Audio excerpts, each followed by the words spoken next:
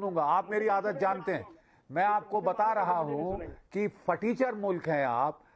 खाने को दाना नहीं, रोटी नहीं, 2 रोज की रोटी नहीं अपने आवाम को खिला सकते। इरशाद साहब, आप बड़े मुस्कुरा रहे हैं, मुस्कुराते हुए आपका चेहरा नजर आया। रात को नींद ठीक से तो आई थी? 28 तारीख थी। खाने को नहीं है आटा और दाना, गाते हो फिर भी जम्मू कश्मीर का गाना, आतंक की जन्नी हो तुम ये दुनिया ने माना, फिर भी हर मंच पर जाकर इंटरनेशनल बेइज्जती करवाना। अब देखिए मैं आपको पिछले वाले आप इंसानियत के दुश्मन, दहशतगर्द आप लोग हैं।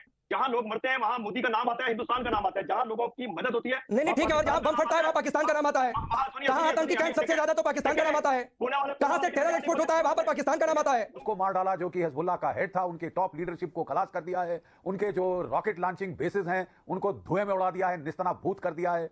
तो अब देखिए, अब बारी आपकी है, आपको ट्रेलर से समझ जाना चाहिए कि आगे क्या होगा। पूरे 40 मिनट से पाकिस्तान को आतंकी कह रहे हैं। जब मैं कह रहा हूं अकेले, आप कह रहे हैं, मैं कह रहा हूं अकेले, जितने पैनल पाकिस्तान को कह रहा हूं पाकिस्तान आतंकी मुल्क है, ये बात हुआ है। चलिए शहजादे जवाब दिए। चलिए शुरू करते हैं। इरशाद साहब, आप बड़े मुस्कुरा रहे हैं, मुस्कुराते हुए आपका चेहरा नजर आया। रात को नींद ठीक से तो आई थी? 28 तारीख थी। बहुत मजे की नींद आती है। और मैं आपकी की जो उल्टा सीधा बोलते हैं आप मेरे प्यारे पाकिस्तान के बारे में, मैं उसमें हंस रहा था कि देखिए, आप हमें आतंकी कहते हैं, आतंक तो आपने फैलाया हो। आप देख लीजिए कि बांग्लादेश ने अगर मोहब्बत का पैगाम हमें भेजा, आपने उनकी सरहदों पे बंगालियों को मारना शुरू किया, हमारे बंगाली भाइयों को मारना शुरू कर दिया। आप आतंक फैलाते हैं, आप आतंकी आप लोग हैं। देखिए दूसरी बात यह, मैंने कल भी एक प्रोग्राम में आपके कहा कि मोदी जी को बार बार दिखा रहे हैं घर में घुस के मारेंगे। भाई किसको मारेंगे? सिखों को मारेंगे, हिंदुओं को मारेंगे, मुस्लिम को मारेंगे, कश्मीरियों को मारेंगे। हाँ, जिस दिन पाकिस्तान की तरफ हाथ उठा करके देखा उस दिन हम टांगे तोड़ेंगे, फिर हम मारेंगे इंशाल्लाह। आतंक फैलाते हैं आपके मोदी जी, हम खामोशी से सुनते रहते हैं।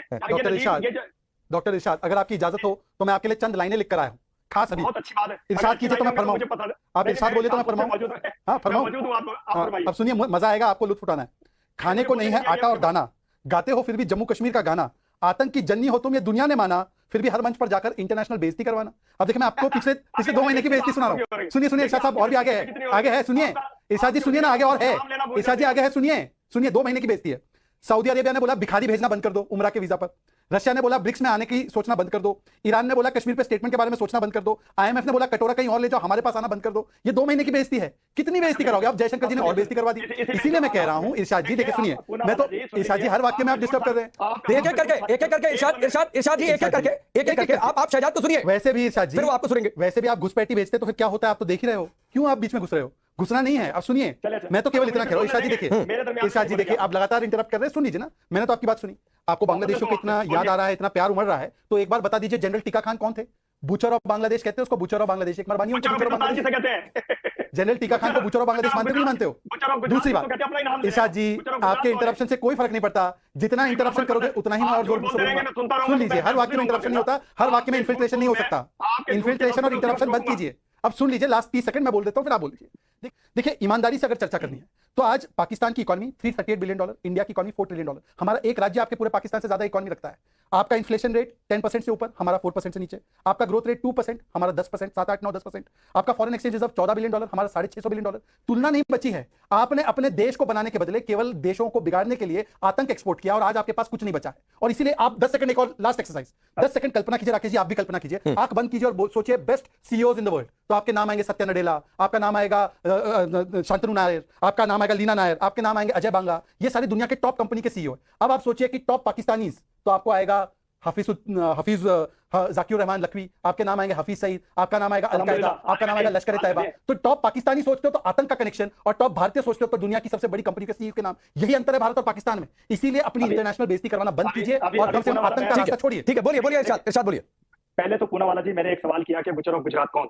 अब्बा जान या नाना बुआ आपके? एक दूसरी बात आपने कीजिए IMF से हम भीख मांग रहे हैं। हम भीख नहीं मांग रहे, हम लोन लिया है। आपने हमारे से ज्यादा लिया हुआ है लोन। आप फिगर चेक कीजिएगा कि IMF का मकरूज ज्यादा हम है या आप है, ये जरा देख लीजिएगा। मैं अगर झूठ बोलूं तो मुझे रोकिएगा, अगर मैं सच बोलूं। दूसरी बात यह है कि अल्हम्दुलिल्लाह हम आंखों में आंखें डाल करके बात करते हैं, और पूरी दुनिया ने देखा कि फलस्तीन के लिए मेरा शेर वजीर आजम मियां मोहम्मद शहबाज शरीफ साहब नेतन्याहू की तकरीर के दौरान उठ करके गए। क्यों गए? कि वो इंसानियत के प्यार करने वाले हैं, इंसानों से प्यार करने वाले। आप इंसानियत के दुश्मन, दहशतगर्द आप लोग हैं। जहां लोग मरते हैं वहां मोदी का नाम आता है, हिंदुस्तान का नाम आता है। जहां लोगों की मदद होती है, नहीं ठीक है, और जहां बम फटता है वहां पाकिस्तान का नाम आता है। कहां आतंकी कैंप सबसे ज्यादा तो पाकिस्तान का नाम आता है। कहां से टेरर एक्सपोर्ट होता है वहां पर पाकिस्तान का नाम आता है। नहीं ठीक है, पूना वाला ही जवाब देंगे। और अभी जीडी बख्शी जी बैठे हुए हैं, वो जवाब देंगे तो शायद फिर आपके पास और कोई जवाब नहीं बचेगा। इरशाद अहमद नहीं, मैं सिर्फ आपको बता रहा हूं सर, सिर्फ आपको बता रहा हूं डॉक्टर इरशाद। मुझे बोलने देंगे, बोलिए 20 सेकंड और बोलिए, फिर पूना वाला जवाब देंगे, फिर जीडी बख्शी। मेरा सारा जो है ना रियादत खराब कर दी, मुझे मजा आ रहा था। ये कह रहे थे कि बेइज्जती, ये आप लोग बेइज्जती प्रूफ लोग हैं, आपको शर्म है? एक ही चीज है वो नहीं आती है, वो है शर्म। सर जिसके पास आटा खरीदने के लिए पैसा नहीं है शहजाद, वो शर्म की बात तो ना करे।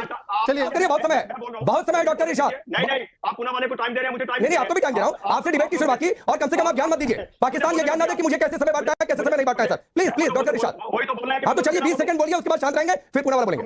मैं वही कह रहा हूँ कि आप लोग बेइज्जती प्रूफ है। आपको ऐसे एक ही चीज है जो है वो है शर्म, वो आती नहीं है आप लोगों को। आप झूठ इस तरीके से अपने चैनल पे आके बोलते हैं। जब हम सच बोलते हैं हमारे दरमियान में 10 लोग आप बोलना शुरू कर देते हैं। तो जब आप हमें बुलाते हैं, हमें बोलने दिया कीजिए। और दूसरी बात ये पुणे वाला जी, हमेशा से हमारा सर ऊपर रहा आपके, इंशाल्लाह। हम हिंदुस्तान हमारा था, मैंने एक चैनल पे पहले भी कहा, हिंदुस्तान हमारा था, हम देकर के आए आपको दान में। हमने अच्छा ठीक है, इन्होंने एक बात कह दी है। चलिए थोड़ा सा एक मिनट समय दीजिए, मैं जीडी बख्शी जी के पास जाऊंगा।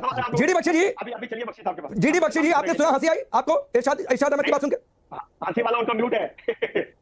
देखिए साहब, अब नॉन सीरियस होके डिबेट ना करें, जरा थोड़ी गंभीरता से इस मामले को लिया जाए। पूरी दुनिया साहब आज के दिन फेडअप है आतंकवाद से, और इजराइल ने तो फैसला कर लिया है कि वो आतंकवाद की कमर तोड़ के रहेगा। किस तरह से उसने जो है वहां पे बुरा हाल किया है, पहले तो हमास का, उसके बाद जो है उसने ताबड़तोड़ हमले कर रहा है हिजबुल्लाह के ऊपर। कल परसों नसरुल्लाह जो है उसको मार डाला, जो कि हिजबुल्लाह का हेड था। उनके टॉप लीडरशिप को खलास कर दिया है, उनके जो रॉकेट लॉन्चिंग बेसिस हैं उनको धुएं में उड़ा दिया है, निस्तनाबूत कर दिया है।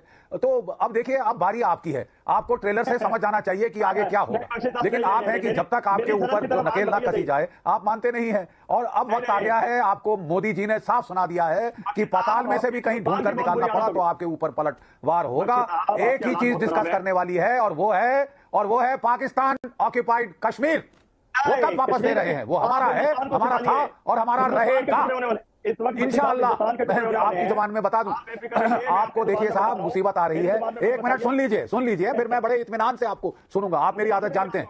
मैं आपको बता रहा हूं कि फटीचर मुल्क है आप, खाने को दाना नहीं, रोटी नहीं, 2 रोज की रोटी नहीं अपने आवाम को खिला सकते। कोई $7 अरब आपको IMF से लोन मिल गया, सीधा जाके हसीना वाजिद का तख्ता पलट करने की कोशिश की जमायत इस्लामी के जरिए। अपने देश में गदर, फटीचर हाल। और अब बांग्लादेश जो इतना अच्छा कर रहा था, 2016 में आपकी जो पर कैपिटा GDP को पार कर गया था, हमारी भी GDP को 2021 तक पार कर गया था, वो बांग्लादेश आज वहां पे आपने गदर, अराजकता, केओस फैला दिया। यही आपकी देन है। ठीक है सर, मैं आता हूं, बख्शी साहब मैं आता हूं। शहजाद, पीओके का जिक्र, पीओके को पाकिस्तान ने सिर्फ हथियार बनाया है। Training camp, launching pad, Muzaffarabad में कसाब को ट्रेनिंग दी गई थी मुंबई भेजने से पहले। तो ये बहुत जरूरी है कि आतंक वैसे भी खत्म करना है तो पीओके को इधर ला रही है। देखिए, ये तो भारत की पार्लियामेंट का रेजोल्यूशन है 1994 का, और हर पॉलिटिकल पार्टी ने, इरशाद साहब आप लगातार सबके बीच में डिस्टर्ब कर रहे हैं। अब ये तरीका डिबेट करने मैं आता हूं डॉक्टर इरशाद, मैं जिसका नाम बोलूं सर बोलेगा। सुनिए सर, मैं डिबेट नहीं, ऐसे डिबेट नहीं होती है। जिसका नाम लूंगा सर वो बोलेगा। देखिए, अरे मुबीन से सीखिए, वो इंतजार कर रहे हैं सर अपनी बारी का। आपसे डिबेट की शुरुआत किया, बार-बार बीच में बोल रहे हैं, तो सर नहीं होता है। फिर मुझे पीसीआर को कहना पड़ेगा जिसका नाम उसी की आवाज ऑन एयर करे, फिर आप रोने लगेंगे। तो ऐसा नहीं होता है सर, रुक जाइए, अपनी बारी का इंतजार कीजिए। अगर आपको कुछ लगे कि बीच में बोलना है तो एक लाइन बोलकर चुप हो जाइए। चलिए शहजाद बोलिए। अगर ये गलत बोलेगा तो मैं बोलूंगा बीच में। आप नहीं तय करेंगे ना, रुक जाइए। इरशाद साहब, बीच बीच में फटने की तो बीमारी पेजर और बॉम्ब की है। आप ना पेजर है ना बॉम्ब है, तो बीच में क्यों फटे जा रहे हो? अपने समय का इंतजार कीजिए। या तो लगेगा आप पेजर हो या बॉम्ब हो। अब बता नहीं, पेजर वेजर लेकर घूमते नहीं हो ना आजकल। पेजर लेकर नहीं घूमना है इरशाद साहब, पेजर रख दो साइड में। इरशाद साहब पेजर रख दो साइड में। इरशाद साहब डिबेट के पहले पेजर रख दो, अपना पेजर रख दो। इरशाद साहब, मैं आपकी भलाई के लिए बोल रहा हूँ, पेजर रख दो। सुन लीजिए, आपकी भलाई के लिए बोल रहा हूँ, अपना पेजर रख दो। अब सुन लीजिए, सुन लीजिए सर, मुझे आपकी आवाज वैसे नहीं आ रही। आपकी आवाज क्या कनेक्शन, इंटरनेट का पैसा नहीं दिया क्या आज आपने? सुन लीजिए, आपकी आवाज वैसे नहीं आ रही ठीक से। सुन लीजिए, ऐसा है कि आप जो बात कर रहे हैं ना, पीओके के ऊपर तो भारत का स्पष्ट रेजोल्यूशन है पार्लियामेंट का कि ये भारत का अभिन्न अंग है और ये भारत में ही वापस आना है। ये तो पीओके जब टेम्पररी इनके पास इन्होंने कब्जा करके रखा है, और वो भी इतने बेगैरत है कि इन्होंने चाइना को बेच दिया है, और चाइना वहां पर इनको वहां पर आने भी नहीं देता, और चाइना उनको वहां से ही भगाता। आपने बात की पैलेस्टाइन की, सर बीच में मत बोलिए। पैलेस्टाइन की आपने बात की। सर इरशाद जी, थोड़ा धैर्य रखिए, थोड़ा सब्र रखिए। अब जिसका मैं नाम लूं उसी की आवाज ऑन एयर रहेगी। अभी सिर्फ शहजाद की आवाज ऑन एयर जा रही है, और जब मैं कहूंगा तब आप बाकी गेस्ट की आवाज ऑन एयर करिएगा। अब मैं अपनी बात पूरी कर लेता हूं। आपने क्योंकि पैलेस्टाइन का रोना रोते हो ना, पैलेस्टाइन का हाईएस्ट सिविलियन ऑनर पता है किसको मिला है? आप पाकिस्तान का कोई पीएम हो तो बता दो, मोदी जी को मिला है। Grand collar of state of Palestine 2018 में मोदी जी को मिला है। अब मुझे बता दो पिछले 10 वर्षों में कोई पाकिस्तानी प्रधानमंत्री हो जिसको पैलेस्टाइन ने दिया हो? अरे पैलेस्टाइन छोड़ो, सऊदी का, यूएई का, बहरीन का, इजिप्ट का, पैलेस्टाइन का, अबूधाबी, सारे बड़े देशों का, मुस्लिम ममालिकों का सबसे ज्यादा बड़ा सिविलियन ऑनर भारत के प्रधानमंत्री को मिला है। पाकिस्तान को फूटी कौड़ी नहीं मिली। बात है जी, मैं ये कह रहा हूं कि हमने आतंकी अब मारने शुरू किए हैं। आतंकी अब बर्बाद होगा जो आतंक फैला रहा है। देखिए, कांग्रेस वाले भी अब दुश्मन है उस आतंकी के, और पूरा हिंदुस्तान में सिख मुस्लिम माइनॉरिटी तमाम उस आतंकी की जिसका नाम है मोदी बुचर ऑफ गुजरात। इरशाद अहमद सुनिए इरशाद अहमद सुनिए, मेरे मुल्क में सुनिए ना, मेरे मुल्क में हमारे चैनल पर, हिंदुस्तान के चैनल पर आकर मेरे प्रधानमंत्री को गाली मत दीजिए।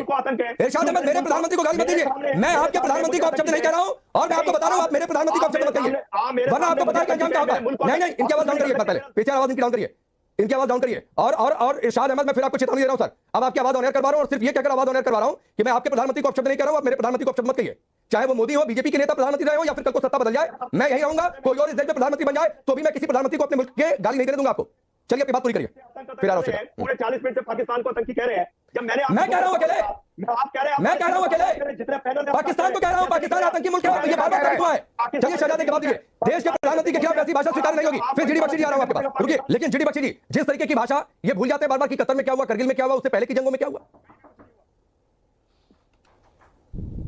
देखिए, मुझे नहीं मालूम ये इरशाद साहब और उनके जो दोस्त हैं ये 71 की जंग के दौरान पैदा भी हुए थे या निकरों में घूम रहे थे। मैं इनको याद दिलाना चाहता हूं, मैं उस लड़ाई में हिस्सा ले चुका हूं। मैंने देखा है जब हिंदुस्तान की फौजें मात्र 13 दिन के अंदर ढाका ईस्ट पाकिस्तान की राजधानी पहुंच गई थी, पाकिस्तान के 2 टुकड़े हो गए थे और 93,000 कैदी इनके आत्मसमर्पण करके बैठे थे। सेकेंड वर्ल्ड वॉर के बाद ये सबसे बड़ा मास सरेंडर ऑफ ट्रूप्स था। हमको लोग कहते हैं कि आप पड़ोसी नहीं बदल सकते, हमने साहब नक्शा ही बदल दिया साउथ एशिया का। साहब क्यों मजबूर कर रहे हैं कि दोबारा आपके साथ ऐसा किया जाए? पहली बार तो आपके मुल्क के 2 टुकड़े हुए थे, इस बार जो आप जो साफ दिख रहा है आपके मुल्क में जो सिविल वॉर चल रही है, जो आपके मुल्क में गदर गफलत चल रही है, उससे साफ जाहिर है कि इकोनॉमिक तबाही तो होगी ही होगी, लेकिन आपके मुल्क के 4 टुकड़े भी हो सकते हैं।